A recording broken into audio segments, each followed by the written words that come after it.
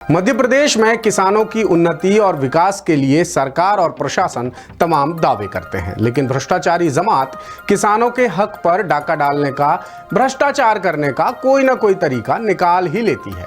ऐसा ही एक मामला संस्कार धानी जबलपुर में सामने आया है, जहां धान उपार्जन समितियों के प्रबंधकों और अधिकारी कर्मचारियों ने 2268 मीट्रिक टन धान गायब कर दिया और सीधे सीधे हजारों किसानों के हिस्से के 5 करोड़ 21 लाख रुपए हजम कर गए। मामला उजागर होने के बाद 5 समितियों के प्रबंधकों समेत कुल 22 लोगों पर एफआईआर दर्ज कर ली गई है। समितियों ने बड़ी चालाकी से फर्जी तरीके से धान का पैसा भी ले लिया, जबकि हकीकत में जिन किसानों ने धान की उपज बेची थी उन्हें अब तक पैसा मिला ही नहीं। वो बेवजह परेशान हो रहे हैं, यहां वहां चक्कर काट रहे हैं। कहने को तो ये पुराने घोटालों की तरह ही एक और घोटाला है, लेकिन सवाल ये है कि सरकार और प्रशासन ऐसे घोटाले सामने आने के बाद ही क्यों जागते हैं। आखिर रस्मों रिवाजों की तरह साल दर साल ये घोटाले हो कैसे रहे हैं। इन घोटालों को रोकने के लिए सरकार ने कोई पुख्ता सिस्टम क्यों नहीं बनाया है, और अगर बनाया है तो कहां है वो सिस्टम। जाहिर तौर पर यह सरकार और सरकारी सिस्टम की बड़ी नाकामी है। क्या है ये पूरा मामला, देखिए जबलपुर से 10 सूत्र की ये रिपोर्ट। मोटे तौर पे धान की शॉर्टेज पाई गई है। धान की शॉर्टेज में 2 तरह की चीजें हैं, या तो धान को गायब किया गया है या फिर धान की फर्जी एंट्री पोर्टल पे चढ़ाई गई है। शेष 7-8 अपराधी और हैं, उनकी हम तलाश करके उनकी गिरफ्तारी शीघ्र करेंगे। जरा इन दस्तावेजों पर नजर दौड़ाइए। ये जबलपुर जिले के अलग अलग थाना क्षेत्रों में दर्ज वो एफआईआर हैं जो सरकार और सरकारी सिस्टम की कथनी और करनी का भेद बता रहे हैं। ये एफआईआर सबूत हैं कि सरकार के तमाम दावों, वादों, कोशिशों और तैयारियों पर भ्रष्टाचारी जमात अभी भी भारी है। अब जरा इस दस्तावेज को देखिए। इसमें क्रमशः 5 सहकारी समितियों के नाम दर्ज हैं। ये वही समितियां हैं जहां कड़ी मेहनत से उगाया गया हजारों किसानों का धान गायब कर दिया गया। इन समितियों के अधिकारी कर्मचारियों ने 1000 से लेकर 7000 क्विंटल तक धान गायब किया। मामला सामने आने के बाद 5 समितियों के प्रबंधकों समेत कुल 22 लोगों पर एफआईआर दर्ज की गई है। जिला आपूर्ति नियंत्रक के मुताबिक शिकायत मिलने पर कलेक्टर दीपक सक्सेना ने एक जांच कमेटी बनाई थी।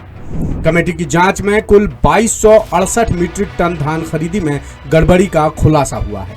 ये घोटाला करीब 5 करोड़ 21 लाख रुपए का बताया जा रहा है।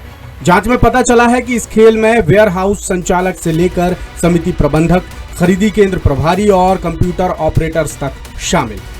सभी भ्रष्टाचारियों ने मिलकर सरकारी पोर्टल पर धान की फर्जी एंट्री कर दी और इतने बड़े खेल को अंजाम दे दिया। कमेटी की जांच में खरीदी केंद्रों में पोर्टल पर दर्ज धान की मात्रा वास्तविक स्टॉक से कम मिली, और तो और समितियों ने बड़ी चालाकी से फर्जी तरीके से धान का पैसा भी ले लिया, जबकि हकीकत में जिन किसानों ने धान की उपज बेची थी वो अभी भी अपने भुगतान के लिए चक्कर काट रहे हैं। कलेक्टर दीपक सक्सेना ने बताया कि प्रशासन को लगातार धान खरीदी में गड़बड़ी की शिकायतें मिल रही थी। उन्होंने कमेटी बनाकर जांच कराई तो बड़ा घोटाला उजागर हुआ। सहकारी समितियों ने बड़ी सफाई से सिर्फ कागजों पर धान का स्टॉक दिखा दिया, जबकि असल में धान का अता पता ही नहीं था। कमेटी की जांच में पनागर, कटंगी, महाराजपुर और मझौली की 5 सहकारी समितियों में गड़बड़ी पाई गई है। कलेक्टर ने सभी दोषियों पर कड़ी कार्रवाई करने के निर्देश दिए हैं। और जांच में पाया गया कि करीब 2200 से ज्यादा मीट्रिक टन धान की अफरा तफरी हुई है, जिसमें 5 सोसाइटी इन्वॉल्व है। 5 करोड़ 21 लाख से ज्यादा का उन्होंने नुकसान किया है। इसके लिए हमने 22 लोगों के विरुद्ध जो है एफआईआर कल रात को कराई है। अभी मुझे एसपी साहब ने जानकारी दी कि इस मामले में कुछ लोग गिरफ्तारी हुई है। मोटे तौर पे धान की शॉर्टेज पाई गई है। धान की शॉर्टेज में 2 तरह की चीजें हैं, या तो धान को गायब किया गया है या फिर धान की फर्जी एंट्री पोर्टल पे चढ़ाई गई है। कलेक्टर के निर्देश के बाद पुलिस ने नामजद आरोपियों की गिरफ्तारी भी शुरू कर दी है। समिति प्रबंधक के कार्यालय से, जो उनका वरिष्ठ कार्यालय, वहां से 2 एफआईआर हुई है और उस पर हमने एक आदमी अजय दत्त उर्फ कपिल मिश्रा की गिरफ्तारी की है। इनके ऊपर भ्रष्टाचार और गबन का आरोप था, उस पर विवेचना जारी है। शेष 7-8 अपराधी और हैं, तो उनकी हम तलाश करके उनकी गिरफ्तारी शीघ्र करेंगे। अब आपको बताते हैं कि ये घोटाला आखिर सामने कैसे आया। एफआईआर के मुताबिक जबलपुर की रहने वाली आभा शर्मा ने शिकायत दर्ज कराई थी कि कटंगी सहकारी समिति में कार्यरत सुनील साहू ने धान खरीदी में लाखों का घोटाला किया है। केंद्र में कुल 19,646 क्विंटल धान की खरीदी और भुगतान बताया गया, जबकि हकीकत में सिर्फ 2,263 क्विंटल धान ही खरीदा गया था। इसी तरह महाराजपुर केंद्र में कुल 2,672 क्विंटल धान खरीदी बताई गई, लेकिन असल में सिर्फ 1,134 क्विंटल धान की खरीदी की गई। इस तरह पांचों सहकारी समितियों में फर्जी तरीके से धान की खरीदी दिखाकर कुल 5 करोड़ 21 लाख रुपए और 2,268 मीट्रिक टन धान भ्रष्टाचार की भेंट चढ़ गया।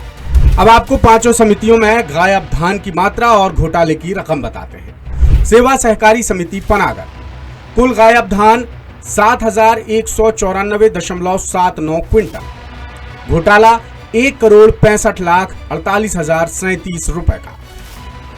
सेवा सहकारी समिति मझौली, कुल गायब धान 6,068.59 क्विंटल, घोटाला 1 करोड़ 39 लाख 57,757 रुपए का।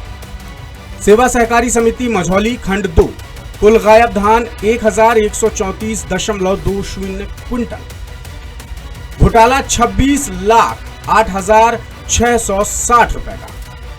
सेवा सहकारी समिति कटनी, कुल गायब धान 5,618.60 क्विंटल, घोटाला 1 करोड़ 29 लाख 22,780 रुपए का। और सेवा सहकारी समिति महगमा पनागर, कुल गायब धान 2,672.25 क्विंटल, घोटाला 61 लाख 46,175 रुपए का। अब देखते हैं एफआईआर में शामिल समितियों और आरोपियों के नाम। पनागर सेवा सहकारी समिति नर्मदा एग्रो, प्रबंधक अजय दत्त मिश्रा, केंद्र प्रभारी रविशंकर पटेल, कंप्यूटर ऑपरेटर विनय पटेल, सर्वेयर महेंद्र पटेल और मुकद्दम पल्लेदार राहुल पटेल। मझौली सेवा सहकारी समिति मारेवा वेयर हाउस, संचालक नीतेश पटेल, प्रबंधक विजय राय, केंद्र प्रभारी दिनेश रावत, कंप्यूटर ऑपरेटर राम राय और सर्वेयर मनीष सिंह। जय भवानी वेयर हाउस, प्रबंधक विजय राय, केंद्र प्रभारी राजकुमार राजपूत, कंप्यूटर ऑपरेटर सत्यपाल राजपूत, केंद्र प्रभारी सहयोगी अशोक अग्रवाल और surveyor Amit Rai. Guruji warehouse, प्रबंधक और केंद्र प्रभारी सुनील साहू, कंप्यूटर ऑपरेटर शुभांश विश्वकर्मा और surveyor Prashant Kori. Shubhi agro warehouse, प्रबंधक अजय दत्त मिश्रा, केंद्र प्रभारी मोहिनी पाठक, कंप्यूटर ऑपरेटर विश्वास खरे और सर्वेयर विकास खरे। यही नहीं, पुलिस और प्रशासन ने घोटाले में विभागीय अफसरों की मिलीभगत की आशंका भी जाहिर की है, क्योंकि इतना बड़ा खेल अफसरों की जानकारी और शह के बिना हो ही नहीं सकता। लिहाजा प्रशासन ने इस एंगल से भी जांच शुरू कर दी है। ये तो हुआ जबलपुर का घोटाला। इससे पहले मध्य प्रदेश में और भी कई बड़े बड़े घोटाले हुए हैं। दासूत्र ने 2022 से 2025 तक के घोटालों की पड़ताल की है। हमारी पड़ताल में क्या निकल कर आया, देखिए हमारी अगली रिपोर्ट। जनवरी 2025 कटनी में 7 करोड़ रुपए का धान घोटाला उजागर हुआ था। ये खेल राइस मिलर्स और समितियों की मिलीभगत से खेला गया था।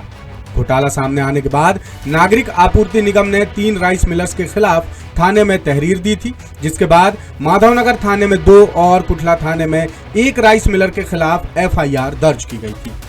दिसंबर 2024 जबलपुर के सिहोरा में 17 सहकारी समितियों ने फर्जी तरीके से 4,286.7 मीट्रिक टन धान गायब कर दिया था, जिसकी कीमत करीब 9 करोड़ रुपए बताई गई थी। जांच में पता चला कि रोहरा इंडस्ट्रीज के प्रोपराइटर बंटू रोहरा समेत धान खरीदी केंद्र के सहायक प्रबंधक अनुज सिंह रघुवंशी, प्रभारी भूपत द्विवेदी और ऑपरेटर नितेश तिवारी ने जाली दस्तावेज बनाकर घोटाले को अंजाम दिया था। अक्टूबर 2024 डिंडौरी की 5 सहकारी उचित मूल्य की दुकानों से करीब 1000 क्विंटल फोर्टिफाइड चावल गायब हुआ था। मामले में आधा दर्जन से ज्यादा लोगों पर एफआईआर दर्ज की गई थी। पिंडरुखी दुकान से 709 क्विंटल, गीधा से 37 क्विंटल, कारोपानी से 34 क्विंटल, कौड़िया से 98 क्विंटल और बिझौरी से 108 क्विंटल फोर्टिफाइड चावल गायब हुआ था। शिकायतें मिलने के बाद प्रशासन की जांच में दुकानों के स्टॉक और बिक्री के रिकॉर्ड ने गड़बड़ झाले की पोल खोलकर रख दी थी। नवंबर 2022 शहडोल में 2 करोड़ 33 लाख रुपए कीमत के 11,000 क्विंटल धान का घोटाला सामने आया था। मामले में अब जाकर नागरिक आपूर्ति विभाग ने संबंधित समिति और परिवहन ठेकेदार से पैसा वसूलने की बात कही है। फरवरी 2022 कटनी में धान खरीदी केंद्रों से साठगांठ कर राइस मिलर्स ने सरकार को करीब 6 करोड़ रुपए की चपत लगाई थी, जांच अधिकारियों ने कुल 9 करोड़ रुपए के घोटाले की आशंका जाहिर की थी। जिला प्रबंधक के मुताबिक करीब 7 करोड़ 67 लाख रुपए का भुगतान बताया गया था, जिसमें से करीब 70% धान मौके पर था ही नहीं। जिला प्रबंधक की शिकायत पर रोरा इंडस्ट्रीज और गुरु नानक इंडस्ट्रीज समेत बाकियों पर धारा 407 के तहत एफआईआर दर्ज की गई थी।